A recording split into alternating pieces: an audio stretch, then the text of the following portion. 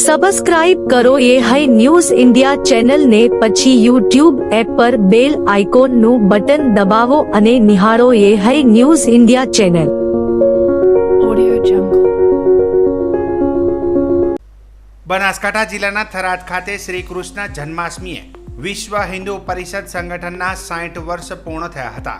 તે નિમિત્તે થરાદ જિલ્લા પ્રાંતનો વિશ્વ હિન્દુ પરિષદનો ષષ્ઠી પૂર્તિ સમારોહ થરાદની શિવાલય ઇન્ટરનેશનલ હોટલ ખાતે હિન્દુ મહાસંમેલન કાર્યક્રમનું આયોજન ગુજરાત વિધાનસભાના અધ્યક્ષ શંકરભાઈ ચૌધરીના અધ્યક્ષસ્થાને યોજાયું હતું, જેમાં હિન્દુ સંસ્કૃતિને ટકાવવા તેમજ જાગૃતિ અંગેની ચર્ચા વિચારણા કરવામાં આવી હતી. આજના આ કાર્યક્રમમાં વિધાનસભાના અધ્યક્ષ શંકરભાઈ ચૌધરીએ સંબોધન કરતા જણાવ્યું હતું કે આજથી 60 વર્ષ પહેલા દેશની સ્થિતિ કંઈક અલગ હતી અને તે વખતે દેશના પ્રધાનમંત્રી કે સર્વોચ્ચ પદ પર બેઠેલા વ્યક્તિ એવું સ્ટેટમેન્ટ આપે કે મને ગધેડો કહેજો પરંતુ હિન્દુ ના કહેતા, તે સ્થિતિ હતી. અને આજે 60 વર્ષ પછી બદલાવ આવ્યો છે કે હમે ગર્વ હે હમ હિન્દુ હે. આ ફેરફાર છે. વધુમાં હિન્દુત્વ મજબૂત થાય એટલે કે વિશ્વનું કલ્યાણ થાય. હિન્દુત્વ એટલે બીજા કોઈને નુકસાન કરવા માટે નથી, સૃષ્ટિનું કલ્યાણ કરવા માટે હિન્દુત્વ. પર્યાવરણની રક્ષા કરે છે તેને હિન્દુત્વ કહેવાય. હિન્દુત્વ એ ધરતી માતાને પોતાની માં માને છે અને એ ગૌ માતાને પણ પોતાની માં માને છે. એ પ્રાણી માત્રમાં ઈશ્વરનું સ્વરૂપ જોવે છે, વનસ્પતિમાં પ્રાણ જોવે છે. દરેકનું કલ્યાણ થાય તેનો વિચાર કરવો એટલે કે હિન્દુત્વ છે. આજથી 60 વર્ષ પહેલા દેશની સ્થિતિ કંઈક અલગ હતી અને એ વખતે દેશના પ્રધાનમંત્રી કે સર્વોચ્ચ જગ્યા ઉપર બેઠેલા માણસ એવું સ્ટેટમેન્ટ આપે કે મને ગધેડો કહેજો પરંતુ હિન્દુ ન કહેતા. એ સ્થિતિ હતી. માત્ર હું આ 100 પહેલાની વાત નથી કહેતો અને કોઈ સામાન્ય માણસની વાત નથી કરતો. આજથી માત્ર 60 વર્ષ પહેલા આવી સર્વોચ્ચ જગ્યા ઉપર બેઠેલા માણસ એમ કે મને ગધેડો કહેજો પરંતુ હિન્દુ ન કહેતા. અને આજે આ 60 વર્ષ પછી એ બદલાવ આવ્યો છે કે હમે ગર્વ હે હમ. આ ફેરફાર છે. બધા જો પોતે પોતાના ગૌરવ સાથે, પોતે પોતાના સ્વમાન સાથે, પોતે પોતાના સ્વાભિમાન સાથે આપણે ખોયેલું સ્વાભિમાનને ફરી પુનઃ લાવવા માટે આપણે બધા એક મત બનીને આગળ વધીએ અને હિન્દુત્વ મજબૂત થાય એટલે વિશ્વનું કલ્યાણ થાય. હિન્દુત્વ એટલે બીજા કોઈને નુકસાન કરવા માટે નથી. હિન્દુત્વ છે સૃષ્ટિનું કલ્યાણ કરવા માટે. હિન્દુત્વ પર્યાવરણની રક્ષા કરે છે. હિન્દુત્વ એ ધરતી માતાને પોતાની માં માને છે. એ ગૌ માતાને પોતાની માં માને છે. એ પ્રાણી માત્રની અંદર ઈશ્વરનું સ્વરૂપ જુએ છે. એ વનસ્પતિની અંદર પ્રાણ જુએ છે. દરેકનું કલ્યાણ થાય એનો વિચાર કરવો એટલે હિન્દુત્વ છે. અને એવું હિન્દુત્વ મજબૂત થાય એટલે વિશ્વનું કલ્યાણ થાય, દરેકનું કલ્યાણ થાય, દરેકનું ભલું થાય. અને એવા કાર્યની અંદર સૌ ભેગા મળીને આજે કામ કરો છો તો આજના તબક્કે હું તમને બધાને ખૂબ શુભકામનાઓ પણ પાઠવું છું આ સારા કાર્ય માટે. આજના આ સંમેલનમાં શ્રી 1008 મહંત શ્રી મહામંડલેશ્વર જાનકીદાસ બાપુ રામાસરા, શ્રી 108 મહંત શ્રી અંકિત પુરી બાપુ ભાપી મઠ, પૂર્વ સાંસદ પરબતભાઈ પટેલ, પ્રાંત મંત્રી નલિનભાઈ પટેલ વિભાગીય મંત્રી, પ્રભુદાસભાઈ મોદી, દિનેશભાઈ રાવ જિલ્લા અધ્યક્ષ, રામભાઈ આર રાજપૂત જિલ્લા ઉપાધ્યક્ષ, સુબાજી વાઘેલા જિલ્લા મંત્રી, હેતલભાઈ એચ સોની નગર અધ્યક્ષ, નરપતજી પી બારોટ જિલ્લા વિશેષ સંપર્ક પ્રમુખ, દિનેશભાઈ સોની જિલ્લા સહમંત્રી, કિશનગીરી ગોસ્વામી જિલ્લા સેવા પ્રમુખ, નરેશભાઈ ગાંભડ જિલ્લા ગૌરક્ષા પ્રમુખ, દ્રૌપદભાઈ સોની જિલ્લા બજરંગ દળ સંયોજક સહિત રાજપૂત સમાજના અગ્રણી ડીડી રાજપૂત તેમજ થરાદના વિવિધ સામાજિક સંસ્થાઓના આગેવાનો, વિવિધ એસોસિએશનના સભ્યો, આઝાદ ફિલ્ડ પત્રકાર મિત્રો તેમજ વિશ્વ હિન્દુ પરિષદના 800થી વધુ કાર્યકરો સહિત ધર્મપ્રેમી મહાનુભાવો ઉપસ્થિત રહ્યા હતા અને મોટી સંખ્યામાં યુવાનો અને સ્ત્રીઓ તેમજ વૃદ્ધો કાર્યક્રમમાં ઉપસ્થિત રહ્યા હતા.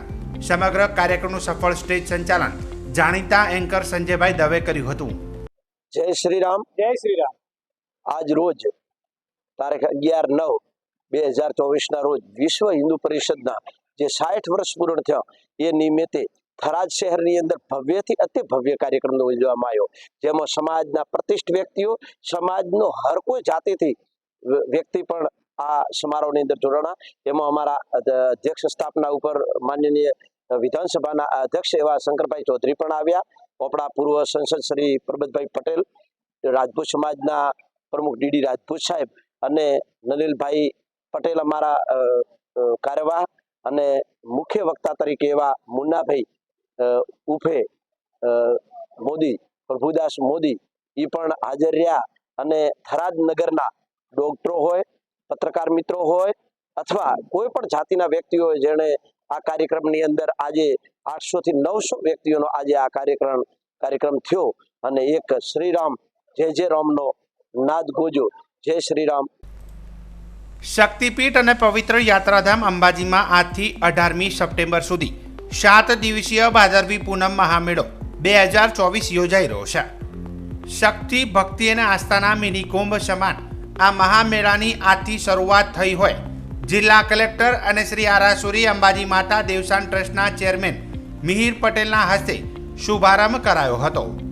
અંબાજી ખાતે દાતા રોડ ઉપર વેંકટેશ માર્બલ નજીક માતાજીના રથની શાસ્ત્રોક્ત રીતે અને ભક્તિભાવથી પૂજા અર્ચના કરી કલેક્ટર સહિત મહાનુભાવોએ રથને થોડેક દૂર સુધી દોરીને મેળાનો પ્રારંભ કરાવ્યો હતો.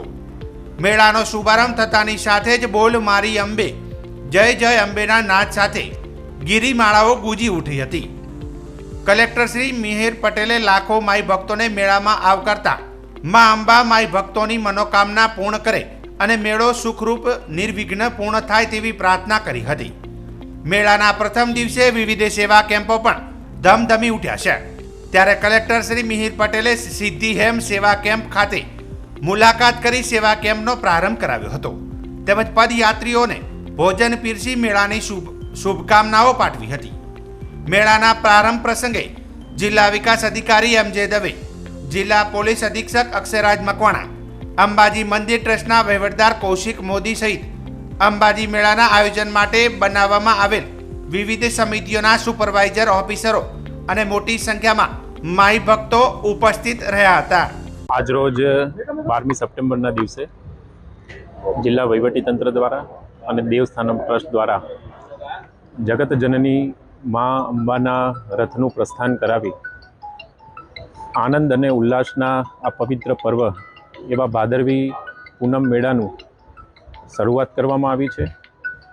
હું જિલ્લા વહીવટીતંત્ર વતી સર્વે માઈ ભક્તોને, તમામ શ્રદ્ધાળુઓને, દેશના અને રાજ્યના ખૂણા ખૂણામાંથી ચાલીને આવતા પગપાળા શ્રદ્ધાળુઓને સૌને ખૂબ ખૂબ આદરપૂર્વક આવકારું છું. મા જગત જનની અંબાના ચરણોમાં સમસ્ત જીવ માત્રના કલ્યાણની પ્રાર્થના સાથે નિર્વિઘ્ન રૂપે કોઈ પણ શ્રદ્ધાળુને કોઈ પણ જાતની તકલીફ ના પડે અને કોઈ પણ જાન કે માલની હાનિ ના થાય તેવા આશીર્વાદ માતાજી સાથે માંગેલા છે. અને ખૂબ શ્રદ્ધા અને પવિત્ર વાતાવરણ સાથે મા જગતજનની અંબાજીના આંગણે આજે ભાદરવી પૂનમના શુભ મેળાની શરૂઆત થઈ છે. ધન્યવાદ. કુલ 3 જગ્યાએ દેવસ્થાનમ ટ્રસ્ટ દ્વારા નિઃશુલ્ક ભોજનની વ્યવસ્થા કરવામાં આવી છે. આ ઉપરાંત પગપાળા સંઘોનો અંબાજી ખાતે આવવાનો જેટલો પણ માર્ગ છે એ સમગ્ર માર્ગ ખાતે સેવા કેમ્પો દ્વારા, સેવાભાવી ભક્તો દ્વારા પણ આ પ્રમાણેની વ્યવસ્થા કરવામાં આવી છે. બનાસકાંઠા જિલ્લાના પાલનપુર શહેર ખાતે માર્ગ પરિવહન અને રાજમાર્ગ મંત્રાલય ભારત સરકારના સહયોગથી રાષ્ટ્રીય ધોરીમાર્ગ નંબર 58 અને રાષ્ટ્રીય ધોરીમાર્ગ નંબર 27 પર LC 165 પર નવનિર્મિત રેલવે ઓવરબ્રિજનું લોકાર્પણ કરાયું હતું. રેલવે ઓવરબ્રિજની તકદીનું અનાવરણ તથા બ્રિજનો લોકાર્પણ વિધિ કાર્યક્રમ વિધાનસભાના અધ્યક્ષ શંકરભાઈ ચૌધરીના વરદ હસ્તે અને કેબિનેટ મંત્રી બળવંતસિંહ રાજપૂત તથા ધારાસભ્ય અનિકેત ઠાકરની ગરિમામય ઉપસ્થિતિમાં યોજાયો હતો. આ લોકાર્પણ કાર્યક્રમમાં મહાનુભાવ દ્વારા bridge Palanpur approach elevated rotary સુધીનું નિરીક્ષણ કરાયું હતું.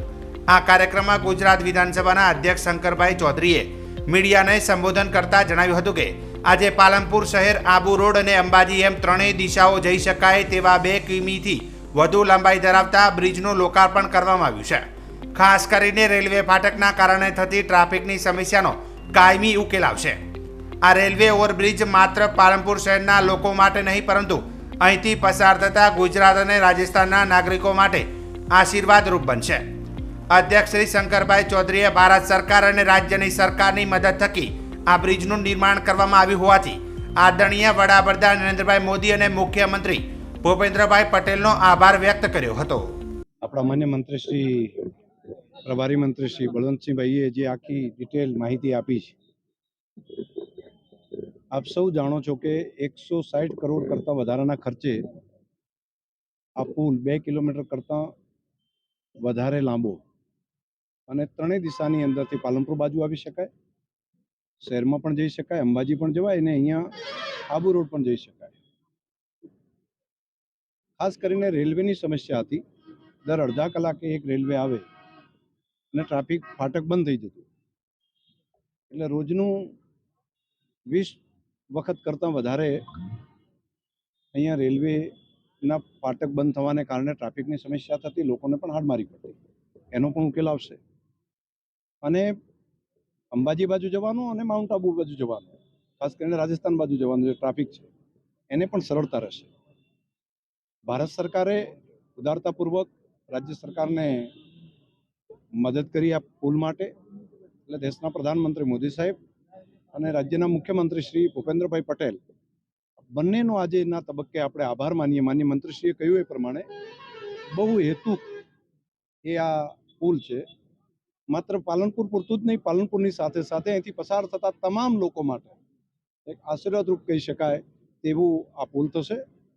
ડિઝાઇનની દ્રષ્ટિથી પણ 70 મીટર જેટલો ઊંચો આ પુલ એ દેશની અંદર કદાચ પ્રથમ છે, એટલે નાવીન્ય પણ લાગે છે બધાને. ડિઝાઇનની દ્રષ્ટિથી પણ એક અદ્ભુત બનાવવામાં આવ્યો છે. લોકોની સુખાકારી માટે રાજ્ય સરકારે કરેલા કામને હું પુનઃ મુખ્યમંત્રી શ્રી ભૂપેન્દ્રભાઈ પટેલ સાહેબને હૃદયથી ખૂબ ખૂબ અભિનંદન આપું. આ કાર્યક્રમમાં કેબિનેટ મંત્રી શ્રી અને પ્રભારી મંત્રી બળવંતસિંહ રાજપૂતે જણાવ્યું હતું કે આદરણીય મુખ્યમંત્રી ભૂપેન્દ્રભાઈ પટેલે બનાસકાંઠાની સતત ચિંતા કરીને ટ્રાફિકની સમસ્યા હલ થાય તે માટે સઘન પ્રયત્નો કર્યા છે. આ ભવ્ય પુલના નિર્માણથી આવનાર સમયમાં અહીંયા થતા ટ્રાફિકમાંથી છુટકારો મેળવી શકાશે. બનાસકાંઠામાં રાજ્ય સરકાર દ્વારા અનેક વિકાસ કામો થઈ રહ્યા છે, જેના કારણે બનાસને વિકાસની અનેક નવી ભેટો મળી રહી છે. પાલનપુરમાં નિર્માણ પામેલ ઓવરબ્રિજ પણ કેન્દ્ર સરકાર અને રાજ્ય સરકાર બનાસવાસીઓને અનમોલ ભેટ છે. આજે એક વાતનો આનંદ છે, આનંદ એ વાતનો છે કે ગુજરાતના મુખ્યમંત્રી આદરણીય ભૂપેન્દ્રભાઈ પટેલ સાહેબે સખત બનાસકાંઠાની ચિંતા કરીને બનાસકાંઠાનો ટ્રાફિક કેવી રીતે હલ થાય એના માટે ભૂતકાળમાં આ સરસ એક વ્યવસ્થા કરી હતી. અને આજના દિવસે મા અંબે, આજે મા અંબેના રથનું પણ કલેક્ટરશ્રીએ તો આગળ ઉદ્ઘાટન કરાયું અને એની સાથે સાથે આજે પવિત્ર દિવસે આદરણીય અમારા અધ્યક્ષ મુરબ્બી શંકરભાઈ ચૌધરી સાહેબના હસ્તે આજે પુલ ખુલ્લો મૂકવામાં આવ્યો છે. આ પુલ વિશે આપ સૌ જાણતા હશો કે આ ભવ્ય પુલ છે. 2.2 કિલોમીટર એટલે તમે અંબાજી તરફનો જે વાહન વ્યવહાર છે, આ બાજુ પાલનપુર ને આ બાજુ આબુ રોડ, ત્રણેયને જે સંકલનમાં જબરજસ્ત ભીડ થતી હતી એના કારણે બહુ સમસ્યા હતી અને એ સમસ્યા આખી દૂર થશે. એની સાથે સાથે આદરણીય પ્રધાનમંત્રી નરેન્દ્રભાઈ મોદી સાહેબે સમગ્ર આપણા અંબાજીનો વિકાસ થાય, આપણા બનાસકાંઠાનો વિકાસ થાય, એ તરફના અનેક પ્રકારના કામો આજે બનાસકાંઠામાં ચાલી રહ્યા છે. આજે પીડબ્લ્યુડી મારફત પણ 400 કરોડ રૂપિયાના રોડ હમણાં નવા મંજૂર કરવામાં આવ્યા છે અને ભૂતકાળના પણ અનેક પ્રકારના કરોડોના કામ આજે ચાલી રહ્યા છે. આવનાર સમયમાં જે ટ્રાફિક આપણે અહીં આગળ જામ થાય છે, મને ચોક્કસ ખાતરી છે કે એ ટ્રાફિક કોઈ પણ સંજોગોની અંદર ટૂંક સમયની અંદર જ એ હલ થશે. આજે આ પુલ ખુલ્લો મૂકતા અને આ બધા જ અમારા અહીંયા આગળ બધા અમારા જે આગેવાનો છે એ બધા આગેવાનો હાજર રહીને ખરેખર આ સમસ્યાનો દૂર થાય એ માટે અંબાજી આજે પદયાત્રી પણ અહીંથી જે ચાલી અને એમના માટે પણ એક સરસ વ્યવસ્થા થઈ છે. તો હું ખૂબ ખૂબ આપ સૌ વતી ગુજરાતના મુખ્યમંત્રીશ્રીને ખૂબ ખૂબ અભિનંદન આપું છું. ઉલ્લેખનીય છે કે આ રેલવે બ્રિજ 17 મીટર ઊંચાઈ પર રોટરીવાળો દેશનો પ્રથમ અને આ પ્રકારનો ત્રીજો બ્રિજ છે, જ્યારે ગુજરાતનો આ પ્રથમ પિલ્લર પર 3 લેગ એલિવેટેડ બ્રિજ છે. આ બ્રિજના નિર્માણમાં 3600 મેટ્રિક ટન લોખંડ અને 16,000 મેટ્રિક ટન સિમેન્ટ વપરાયું છે. આ બ્રિજના લોકાર્પણથી લોકોને અવરજવરથી સુવિધા સાથે ટ્રાફિક સમસ્યામાંથી છુટકારો મળશે.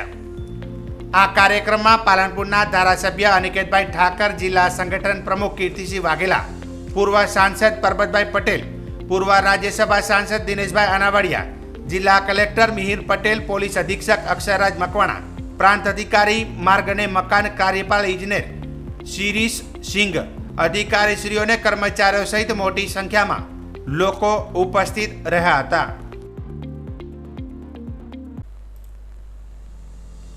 ગુજરાતમાં આયાતી તેલ પર ડ્યુટી નાખવાની વિચારણાથી જ ખાદ્યતેલોમાં ₹60નો ઉછાળો જોવા મળ્યો છે. કપાસિયા તેલ, પામોલીલ તેલ, સનફ્લાવર તેલ, મકાઈનું તેલ, વનસ્પતિ ઘી સહિતના તેલોમાં ₹60થી લઈને ₹30 સુધીનો માત્ર એક જ દિવસમાં ભાવ વધારો જોવા મળ્યો છે. કપાસિયા તેલમાં છેલ્લા 15 દિવસમાં ડબ્બે ₹200થી ₹225 સુધીનો તોતિંગતો વધારો થયો હોવાનું સામે આવ્યું છે. પામોલીન તેલમાં 100થી ₹150 સુધીનો વધારો જોવા મળી રહ્યો છે. પામોલીન તેલમાં છેલ્લા 24 કલાકમાં માત્ર ₹60 સુધીનો વધારો જોવા મળ્યો છે. જે પ્રમાણે સાઇડ તેલમાં સતત વધારો જોવા મળી રહ્યો છે તે જોતા આયાતકારોએ સિન્ડિકેટ રચી હોવાનું જાણવા મળી રહ્યું છે. આ ઉપરાંત પામોલીન તેલમાં ડ્યુટી આવવાની વાત હતી, તેના કારણે પણ પામોલીન તેલના સંગ્રહખોરો દ્વારા માલ વેચવાનું બંધ કરી દીધું હતું. તો બીજી તરફ સિંગ તેલમાં પણ જે આગ ઝરતી તેજી જોવા મળી હતી તેના પર હવે બ્રેક લાગી રહી હોવાનું સામે આવ્યું છે. વરસાદે વિરામ લેતા તેમજ ચોમાસુ પાક દરમિયાન મગફળીનું ઉત્પાદન સૌરાષ્ટ્રમાં સારું થશે તેવા આશાવાદના કારણે સિંગ તેલના ભાવમાં ઘટાડો નોંધાયો હોવાનું સામે આવ્યું છે. જેના કારણે સિંગ તેલમાં છેલ્લા 3 થી 4 દિવસમાં ₹75નો ઘટાડો જોવા મળી રહ્યો છે. પામોલીન તેલ, સોયાબીન અને સનફ્લાવર તેલ, આ ઉપરાંત સાઇટ કપાસિયા તેલની અંદર ધરખમ ભાવ વધારો સાતમ આઠમ પછી જોવા મળી રહ્યો છે. દરેક ડબ્બા દીઠ 100 થી ₹150 જેવી મોટી તેજી જોવા મળી રહી છે. પામોલીન તેલ ગઈકાલ અને આજ વચ્ચે જ ફક્ત ₹60 જેવી તેજી જોવા મળી રહી છે. આ ઉપરાંત રાયડા તેલની અંદર પણ ગઈકાલ અને આજ વચ્ચે લૂઝમાં ₹50 જેવો ભાવ વધારો જોવા મળી રહ્યો છે. એટલે દરેક સાઇટ તેલની અંદર છેલ્લા 10-12 દિવસની અંદર ₹150 જેવી તેજી જોવા મળી રહી છે. આ તેજી થવાનું મુખ્ય કારણ સમગ્ર આપણે ત્યાં ભારતની અંદર પાઇપલાઇન ખાલી હતી. છેલ્લા 3-4 મહિના દરમિયાન માર્કેટમાં ડિમાન્ડ ઓછી હોવાને કારણે વેપારીઓ પાસે સ્ટોક બિલકુલ ઓછો હતો. આ ઉપરાંત પામોલીન તેલના ભાવ ખૂબ ઊંચા હોવાને કારણે નવી પામોલીન તેલની પડતર પણ ન બેસવાને કારણે ઇમ્પોર્ટ પણ પામોલીન તેલનું ઓછું જોવા મળી રહ્યું હતું. આવા બધા કારણોસર માર્કેટમાં અચાનક ઘરાકી નીકળતા સારા એવા પ્રમાણમાં તેજી થઈ છે. આની અંદર સટાકીય તત્વો ભરતા ₹30-40ની ઓલ વધારાની તેજી જોવા મળી રહી છે. એને કારણે ખાદ્ય તેલની અંદર ભાવમાં તેજી દેખાઈ રહી છે. કપાસિયા તેલનો સાતમ આઠમ પહેલા ડબ્બાનો ભાવ ₹1600થી લઈ અને ₹1660-70 જૂના ડબ્બાનો ભાવ જોવા મળી રહ્યો હતો. એ ડબ્બાની અંદર ₹150ની તેજી આવતા અત્યારે કપાસિયા તેલ જૂનો ડબ્બો ₹1800થી લઈને ₹1850 જેવા ભાવમાં જૂના ડબ્બા જોવા મળી રહી છે અને નવા ડબ્બાની અંદર ₹50 ઓર વધારે હોય છે. નવો ડબ્બો અત્યારે આપણને ₹1900 જેવા ભાવમાં મળી રહ્યો છે. આની અંદર અત્યારે જૂના ડબ્બાના ભાવ આપણે જોવા જઈએ તો જૂનો ડબ્બો અત્યારે ₹1700ના ભાવમાં મળી રહ્યો છે અને નવો ડબ્બો અત્યારે ₹1750થી ₹1770ના ભાવમાં મળી રહ્યો છે. આ જ પરિસ્થિતિ સોયાબીનની પણ છે અને આ જ પરિસ્થિતિ રાયડાની છે. એક ખાસ મહત્વની વાત એ છે કે આપણે ત્યાં અત્યારે સનફ્લાવર તેલ ખૂબ નીચું જોવા મળી રહ્યું છે. જોકે સનફ્લાવર તેલની અંદર પણ છેલ્લા થોડા દિવસની અંદર ₹70થી ₹75 જેવો ભાવ વધારો આવેલો છે. પણ સાપેક્ષમાં પામોલીન અને કપાસિયા તેલની સાપેક્ષમાં ભાવ વધારો ખૂબ જ ઓછો જોવા મળી રહ્યો છે. આને કારણે અત્યારે પામોલીન તેલ કરતાં પણ સનફ્લાવર તેલનો ભાવ નીચો છે. કોઈ પણ તેલ કરતાં અત્યારે સનફ્લાવર આપણને નીચું જોવા મળી રહ્યું છે, જે ઐતિહાસિક રીતે કહી શકાય એવી પરિસ્થિતિ છે. સનફ્લાવર તેલની અત્યારે આપણે ત્યાં ઇમ્પોર્ટ ખૂબ જ જોવા મળી રહી છે. પોર્ટ ઉપર સનફ્લાવરનો સ્ટોક ખૂબ જ છે. આ ઉપરાંત ઇમ્પોર્ટ પર પણ સનફ્લાવર તેલની સારી હોવાને કારણે અત્યારે સનફ્લાવર તેલનો ભાવ જોઈએ એટલી ભાવ વધારો આવેલો નથી. સિંગ તેલ અને સાઇડ તેલની અંદર અત્યારે સામા રાહ જોવા મળી રહ્યા છે. આ વર્ષે મગફળીનું વાવેતર ખૂબ સારું થયું છે. આ ઉપરાંત પૂરતા પ્રમાણમાં વરસાદ પણ થઈ જતા અને વાતાવરણ પણ યોગ્ય ખુલી જતા મગફળી આગામી સમયની અંદર પૂરતા પ્રમાણમાં આપણે ત્યાં આવક ચાલુ થઈ જશે. એટલે જૂની મગફળીનો સ્ટોક અથવા તો જૂના તેલનો સ્ટોક અત્યારે મિલર્સો નિકાલ કરવા લાગ્યા છે. એને કારણે ભાવ ઘટાડો જોવા મળ્યો છે. સાતમ આઠમ પછી એક વખત સિંગ તેલની અંદર ₹50થી ₹75 જેવો ભાવ વધારો જોવા મળી રહ્યો હતો. એ ભાવ વધારો અત્યારે ઘસાઈ ગયો છે અને સિંગ તેલની પરિસ્થિતિ ફરીથી ભાવ ઘટાડા તરફ દેખાઈ રહી છે. બનાસકાંઠા જિલ્લામાં ધાનેરામાં ચોમાસા દરમિયાન નગરપાલિકાની કામગીરી સામે અનેક સવાલો ઊભા થઈ રહ્યા છે. ન ક્યાંય સારા રસ્તા છે, ન ક્યાંય ગટર લાઇન પરફેક્ટ છે, ન વરસાદી પાણીના નિકાલની વ્યવસ્થા. પરિણામે નાગરિકો ત્રાહિમામ પોકારી ઉઠ્યા છે.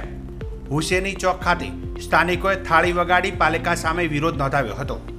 વારંવાર રજૂઆત કરવા છતાં કોઈ કામગીરી ન થતા સ્થાનિકોએ આક્રોશ પાલિકા સામે વ્યક્ત કર્યો હતો. 3 મહિનાથી નગરપાલિકાને અપીલ કરી, નગરપાલિકા વાળા કોઈ ખબર લેતા નથી. રસ્તા ગંદકી આખી ભરાયેલી પડી છે. ઘરમાં 5 માણસો બીમારો, મજૂરિયા માણસ મજૂરી લાઈન બચાવતી બીમારી હટાવવા અમે આ ખાડા સંભાળતા નથી. અમે આજે એટલે વિરોધી પાર્ટી ઉઠાવવી પડી અમારે. નગરપાલિકા વાળા કોઈ સુનતા નથી અમારી. 4-5 મહિના થઈ ગયા. પોણી ચાલે ઘરના આગળ 5 જણા ઘરમાં બીમાર પડ્યા, પણ આ નગરપાલિકા વાળા કોઈ વાત અમારી માનતા નથી. શું કરવાનું હવે?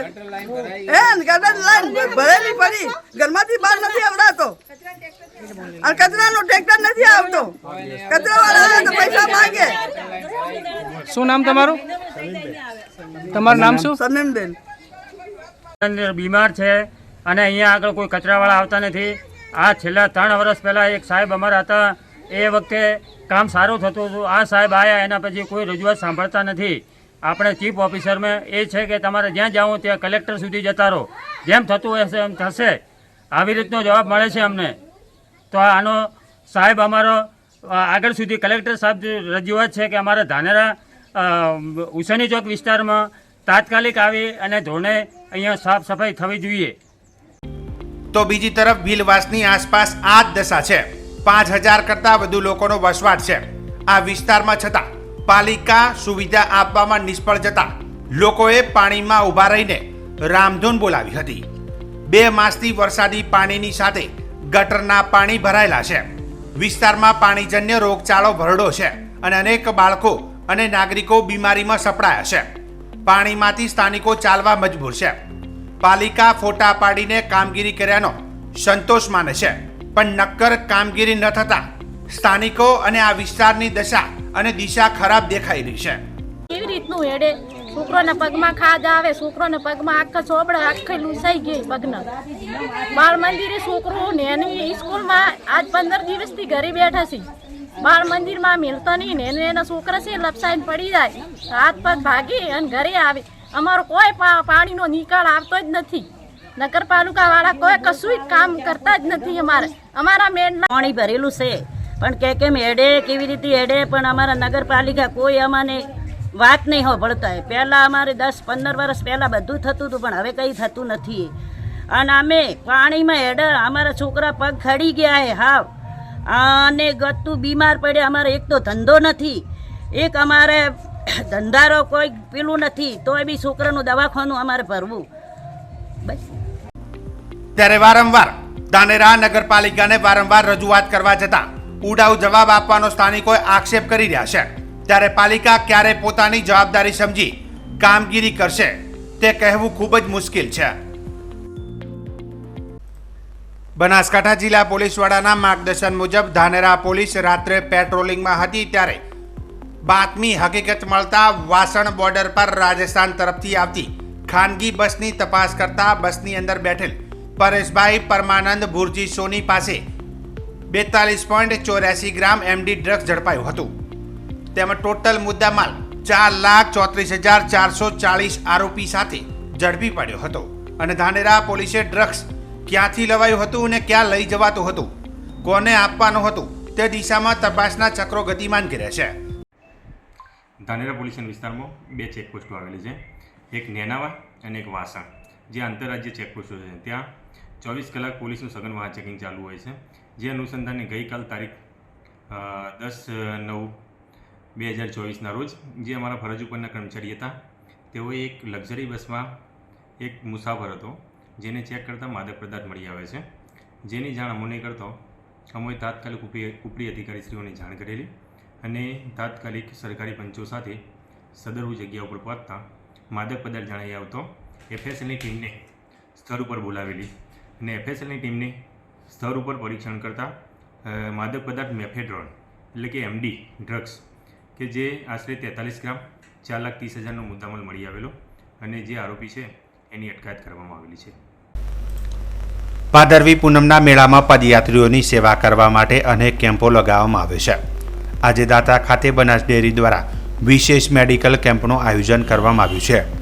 મેડિકલ કેમ્પમાં મિની હોસ્પિટલ ઊભી કરવામાં આવેલ છે, જેમાં multipara monitor, ECG machine, defibrillator, oxygen suction machine, massage માટે વાઇબ્રેટર મશીન, પાટાપિંડીની સગવડ જેવી તમામ સુવિધાઓ ઊભી કરવામાં આવી છે.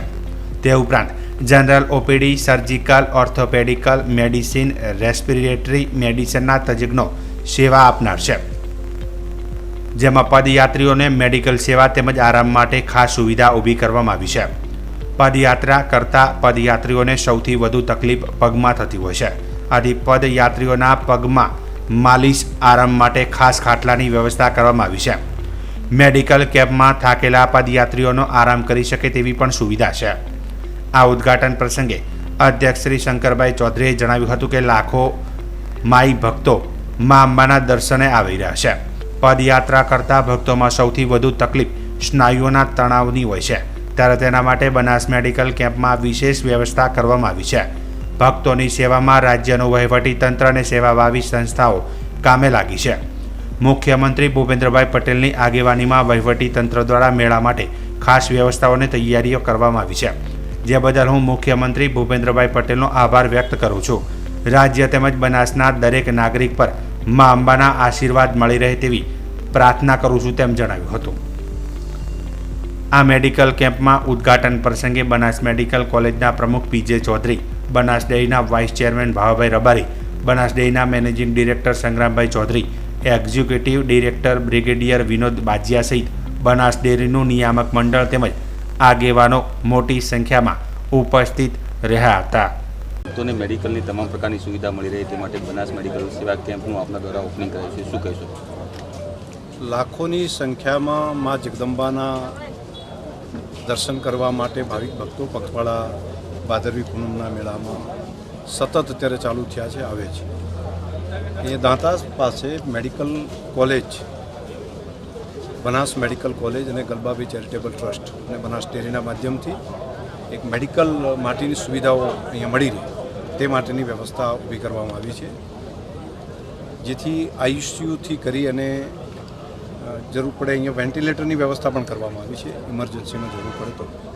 અને બાકી પગમાં કંઈ તકલીફ હોય તો એ કામ, અને ખાસ કરીને થાકેલા હોય છે જે લોકો, જેના મસલ જકડાઈ ગયા હોય છે, એના માટે પણ અહીંયા ફિઝિયોથેરાપિસ્ટ સહિતની ટીમો લાગી છે અને ખૂબ લોકો એનો લાભ લઈ રહ્યા છે. મા અંબા સૌને શક્તિ આપે. બનાસવાસીઓ અને સમગ્ર ગુજરાતને મા અંબાના આશીર્વાદ દરેક ઉપર ઉતરે એવી મા જગદંબાને પ્રાર્થના. રાજ્યના વહીવટીતંત્ર દ્વારા પણ માનનીય મુખ્યમંત્રીશ્રીની આગેવાનીમાં ખૂબ સારી વ્યવસ્થા કરવામાં આવી છે. તો અનેક સેવાભાવી સંસ્થાઓ પણ ખૂબ સરસ કામ કરી રહી છે, કેમ્પોના માધ્યમથી પોતે સેવા કરી રહ્યા છે. તમામ સ્વૈચ્છિક સંસ્થાઓને પણ હૃદયથી ખૂબ ખૂબ શુભકામનાઓ પાઠવું છું. અને વહીવટી તંત્રએ પણ જે પ્રમાણે આયોજન કર્યું છે એ માટે રાજ્યના મુખ્યમંત્રીશ્રીનો પણ આભાર માનું છું. સબસ્ક્રાઇબ કરો એ હાઈ ન્યૂઝ ઇન્ડિયા ચેનલ ને, પછી YouTube એપ પર બેલ આઇકોનનું બટન દબાવો અને નિહાળો એ high news India channel. Audio Jungle.